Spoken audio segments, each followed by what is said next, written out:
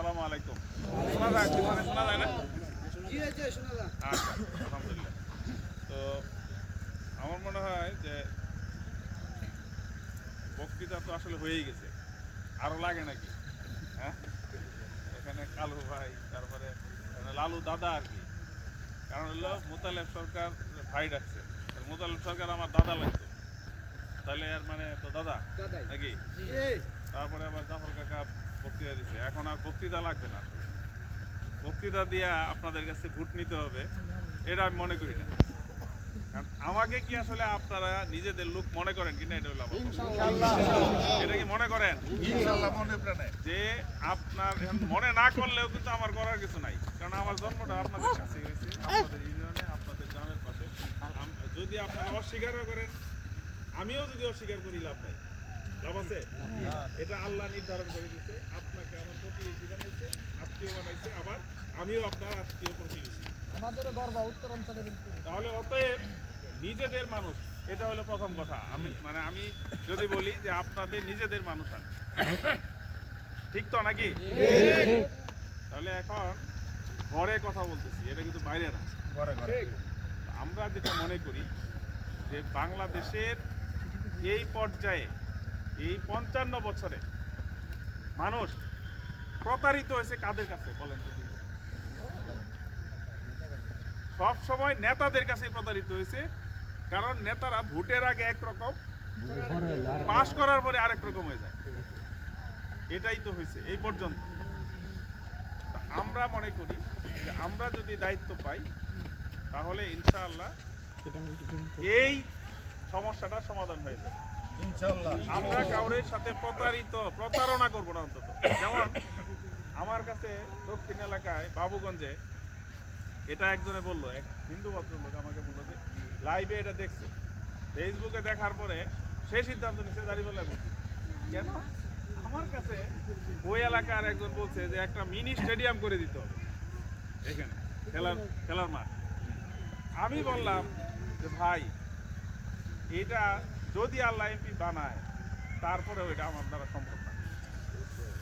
আমি এখানে খাস করে দিই, সম্ভব না এই জন্য যে একটা উপজেলায় একটা মিনি স্টেডিয়াম হয়। আমি হয়তো আপনাদেরকে বলতে পারি যে হ্যাঁ মিনি স্টেডিয়াম বানাই দেবো, এখন আপনারা খুব খুশি হয়ে যাবেন। পরে আমি এটা পারবো, আমি কথা রাখতে পারবো। এই মানে খোলামেলা কথা বলার কারণে একজনে ফেসবুকে দেখে আইসে আমার সাথে কালকে দেখা করে কইছে যে আপনার এই কথাটা আমার ভালো লাগে। আমি এরকম মানুষ, আমি মানে একেবারে সোজা কথা বলবো, যেটা করতে পারবো সেটাই বলবো, যেটা পারবো না সেটা আমি বলবো না।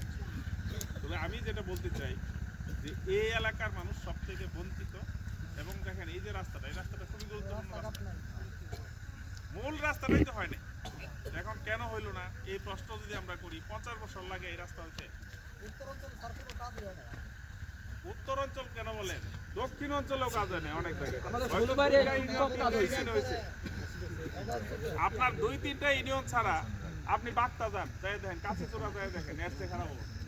আমি কাছিচোরা গেছিলাম, তো কাছিচোরা যাওয়ার পরে এক শিক্ষক আমার এর হাতে ধরছে, ধইরা একটু আসেন, এদিকে আসেন।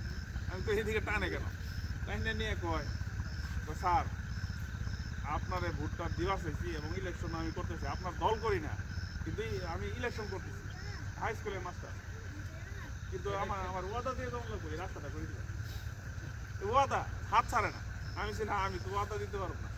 কয় না, আগে ওয়াদা দিছে, বারবার ওয়াদা দিয়া লঙ্ঘন করছে, যারাই এমপি হয়েছে এনে আসছে, আসে ওয়াদা দিয়ে গেছে। তা আপনিও ওয়াদা দিয়ে দেন। আমি যে তাদের মতো যদি আমি লঙ্ঘন করি পরে কেমন হইব? দেখি তো, ওয়াদা দিলে লাভ কি আমার? পরে কইছে কি জানে, এইটা আমার লাগছে। পরে বলতেছে যে অন্যরা ওয়াদা দিয়ে ভঙ্গ করছে, আমি বিশ্বাস করি, আপনার ব্যাপারে আমি জানছি, আপনি ওয়াদা দিলে ভঙ্গ করবেন না, এই জন্য ওয়াদা রেখে দিবার না বলছেন। পরে আমি একটা ওয়াদা দিয়ে আসছি তাদের, আমি বলছি আমি রাস্তা করে দিতে পারবো কিনা জানি না, আমি একটা ওয়াদা করে গেলাম যে ফুলবাড়িয়া ইনশাল্লাহ আমি যদি দায়িত্ব পাই, পুরো রাস্তা নির্মাণে হোক, কোনো জায়গায় দুর্নীতি আমি রাখবো না।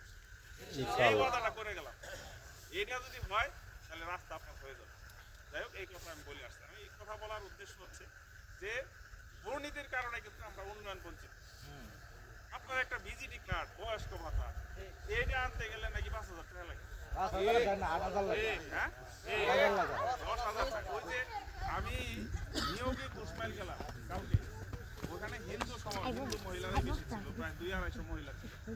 এক হিন্দু ভদ্র মহিলা বলতেছে, আমি 3,000 টাকা দিয়ে রাখছি, আমার দেয় না।